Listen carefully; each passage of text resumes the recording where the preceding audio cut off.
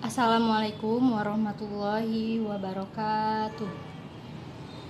Perkenalkan, nama saya Nurul Hairunisa. Saya berasal dari kelas 4E. Di sini saya akan menjelaskan tentang mata kuliah telah kurikulum pada pertemuan ke-9, yaitu tentang merancang silabus dan RPP pada kelas 1, kelas 2, dan kelas 3, atau pada kelas rendah. Adapun langkah-langkah dalam pengembangan silabus kurikulum 2013, yaitu yang pertama, mengkaji kompetensi inti dan kompetensi dasar.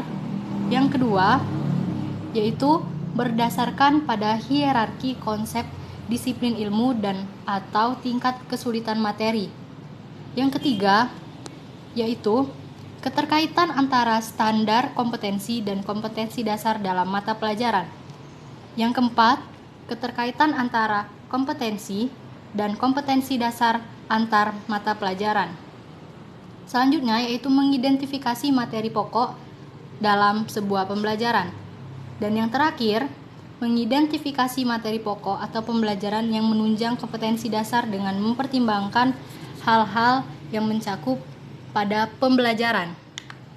Adapun manfaat dari silabus yaitu bermanfaat sebagai pedoman pengembangan seperangkat pembelajaran lebih lanjut, mulai dari perencanaan, dari pengelolaan kegiatan pembelajaran dan pengembangan dalam penilaian.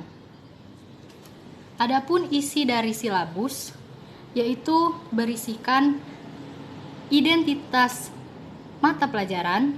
Yang kedua, identifikasi sekolah, yaitu meliputi nama satuan pendidikan dan kelas. Yang ketiga, yaitu kompetensi inti dan kompetensi dasar. Yang kelima, yaitu tema atau khusus dari jenjang sekolah itu sendiri, baik dari SD, MI, SDLB, dan lain-lain. Pada kelas rendah tentunya memakai khusus dari SD. Materi pokok memuatkan fakta, konsep, prinsip, dan prosedur yang relevan dan tertulis dalam bentuk butir-butir sesuai dengan rumusan indikator percapaian potensi. Adapun isi dari silabus yaitu berisikan juga selain itu penilaian, alokasi waktu, dan sumber belajar. Sumber belajar ini terdiri atas media cetak, media elektronik, dan sekitar atau sumber belajar lain yang relevan. Adapun prinsip-prinsip dalam silabus yaitu yang pertama, ilmiah, yang kedua, relevan, yang ketiga, sistematis, konsistensi, kecukupan, fleksibel, dan menyeluruh. Tujuan dan fungsi dari RPP dan pengertian dari RPP itu sendiri. RPP atau Rencana Pelaksanaan Pembelajaran adalah rencana yang menggambarkan prosedur pengorganisasian dalam pembelajaran untuk mencapai suatu kompetensi di dalamnya sesuai dengan kurikulum yang berlaku. Adapun tujuannya yaitu mempermudah, memperlancar, meningkatkan hasil proses belajar dan menyusun rencana pembelajaran secara profesional dan sistematis berdaya guna bagi seorang guru. Adapun fungsi rencana pembelajaran ini atau RPP yaitu sebagai acuan bagi guru untuk melaksanakan kegiatan belajar mengajar. Kegiatan pembelajaran ini agar lebih terarah dan berjalan secara efisien dan efektif. Adapun unsur-unsur yang perlu diperhatikan dalam penyusunan RPP yaitu mengacu pada kompetensi dan kemampuan dasar yang harus dikuasai seorang siswa, serta materi dan submateri pembelajaran, pengalaman belajar yang telah dikembangkan di dalam silabus. Menggunakan berbagai pendekatan yang sesuai dengan materi yang diberikan. Menggunakan metode dan media yang sesuai yang mendekatkan siswa dengan pengalaman secara langsung. Serta penilaian dengan sistem pengujian menyeluruh dan berkelanjutan didasarkan pada sistem pengujian yang dikembangkan selaras dengan pengembangan silabus menurut Kusnandar.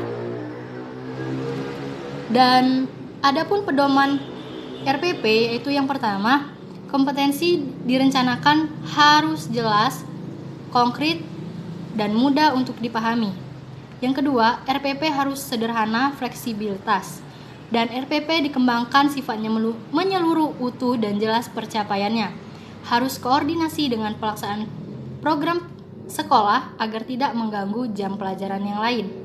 Dengan kata lain, pada proses perancangan silabus pada kelas 1, kelas 2, dan kelas 3, yaitu sesuai dengan karakteristik dari siswa dan sesuai pada kurikulum yang berlaku.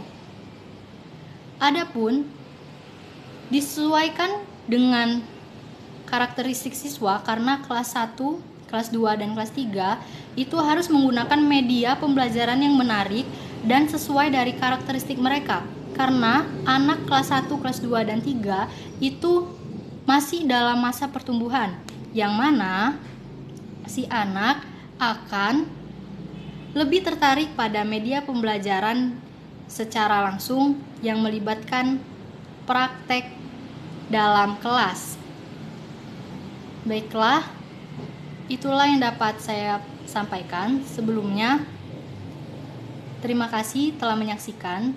Saya ucapkan terima kasih. Wassalamualaikum warahmatullahi wabarakatuh.